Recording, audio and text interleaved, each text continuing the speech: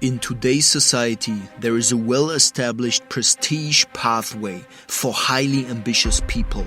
If you attend a high-ranking university, it's very likely you'll end up with a job in consulting and/or investment banking. In 2017, nearly 40% of Harvard graduates took consulting or finance jobs. That statistic remains equal or higher across other Ivy League universities. Most of these graduates end up at the so-called top firms. In consulting, that's firms like McKinsey, Bain, BCG. In finance, it's bulge brackets like Goldman Sachs, Morgan Stanley, JP Morgan. This means thousands of bright, hard-working, and sometimes overprivileged young adults are working for only a handful of firms every year. Over decades, these firms have thoroughly and meticulously infiltrated and transformed the culture of these universities, resulting in a staggeringly high conversion rate of graduates into their ranks. As a result, fewer candidates are left for other fields that need them, such as healthcare, education, energy, and environmental science. It's a real brain drain. On top, most of these students have no idea what they are getting into. They are doing it because of the prestige. Landing one of these jobs is seen as the pinnacle of a status culture in which they've been immersed, not realizing that there are alternative paths that fit them better and lead to more fulfillment, money, and power. More on that in a minute. To understand this pattern, we must first understand the average student on the prestige pathway. Meet Alice. Oh, sorry, can we maybe get something more stereotypical? Alright. Meet Chad. Ever since his classmates didn't give him any respect in school, Chad has a drive to show the world he's the best. The guy can literally achieve anything.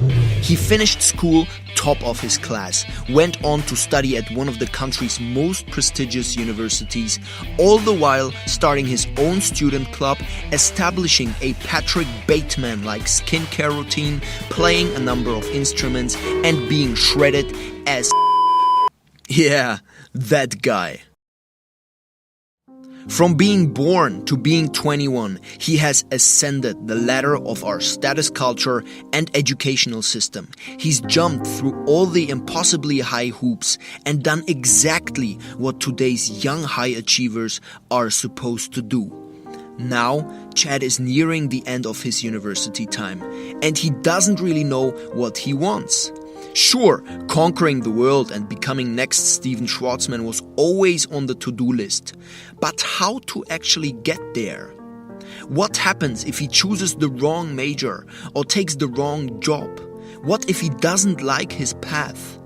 There is no right answer. His life is not like all the tests he used to ace. Now imagine, what if Chad could find a career that kept his options open? One that gave him skills he could apply anywhere, that boosted his resume to make him even more employable after college. One that postponed decision-making and put him in touch with smart and hard-working people. That's the prestige pathway of industries like consulting and finance. That's the promise they make, the allure they create, and the status they symbolize. And it is difficult to consider other options. By the way, if you like this video, please leave a comment and a like to overstimulate the YouTube algorithm. I appreciate it a ton. Thank you. These firms start recruiting and marketing extremely early on college campuses, when most students have never even heard of most of them. Unlike their senior counterparts who know all the differences among the major firms off the top of their heads. Successful alumni proudly parade their experiences in these fields and pass on stories and opportunities to their friends.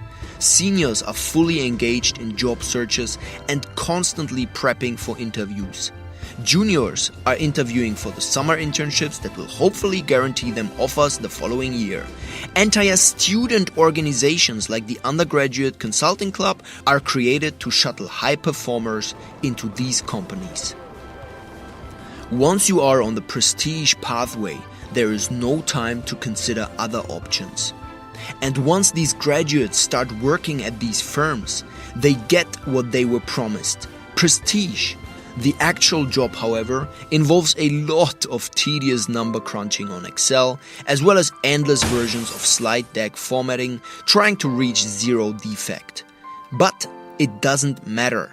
That's what these students wanted. And this begs the question: what's wrong with chasing prestige? It comes down to value creation. As Andrew Yang, founder of Venture for America, states in his book, Smart People Should Build Things. Professional services industries like finance, consulting, and legal services are, by definition, meta industries.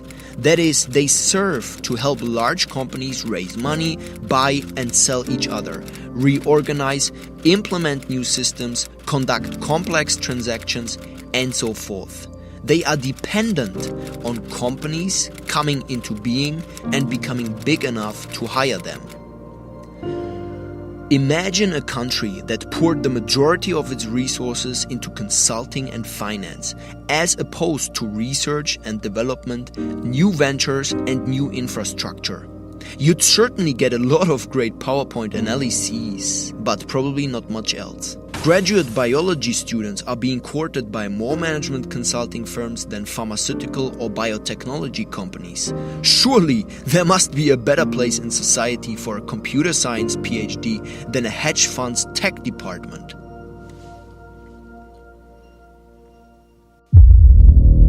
But wait! On this channel we were never concerned with making the world a better place. Mostly we are highly ambitious chads and chadasses, wanting to acquire two things: money and power. We'll worry about giving back to society in our 40s and 50s. Our 20s and 30s are for building. At least that's what it was like for me. But also in terms of making money, the path of prestige might not be the best one for you. 3 issues to be aware of. As outlined in the video 3 Career Paths That Guarantee Millionaire Status Early in Life, management consulting is not really among these 3 paths that return maximum financial ROI. Finance is one of the 3 paths, but there is a very clear hierarchy within the finance industry that you need to be aware of. But there's a bigger mistake you want to avoid. Finance and consulting jobs are full of highly competitive people. In this kind of environment, you are easily tempted to give 100% at your primary job.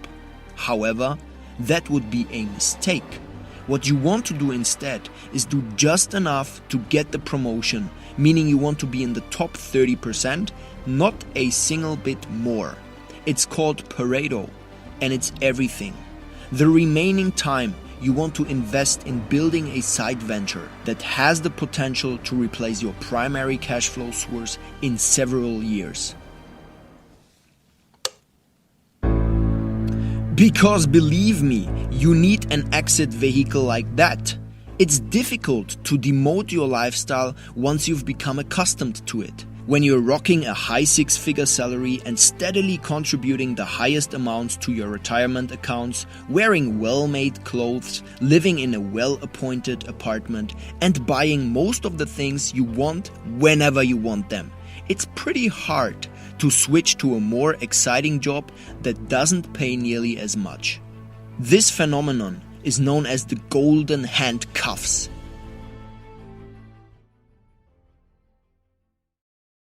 So where do we go from here? Start mapping out your career at a young age. Create a detailed 10-year, 3-year, and 1-year master plan and update it at least once a year. That means thinking exactly about where you want to be in 1 year, 3 years, and 10 years, but also putting in place contingency plans in case your master plan does not work out. What's your plan B for various important sub-goals in your life? In addition, when constructing your plans, pay attention to the 7-pillar framework I presented in the first episode of this series, The Boring Path to 1 Million Net Worth Before 35. Focus on building a participating career that lets you participate in the value you generate for your employer as early as possible.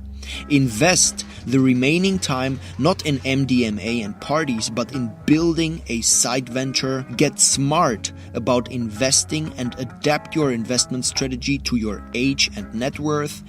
Incorporate multiple geographies, for example through summer school, studying abroad or working abroad, networking mechanisms, as well as early specialization on 2 to 3 verticals in your life. And remember to never deprioritize health and sports. And if you decide for a career in finance or consulting because it makes sense for your particular career path, that's okay. But don't go this path just because everyone seemingly does so. Because you know what we call the things everyone else does? Normal. And normal sucks in our world. Hey everyone, thanks for watching the video. A couple of quick remarks. Firstly, I have a new haircut. This is much more time efficient, saves me around 13.5 minutes every single day. Secondly, if you like the video, you know the routine. Thirdly, I'm spending a lot of my time recently angel investing. So if you have a great, early stage startup, you have a great early stage project, hit me up and maybe I might be able to invest.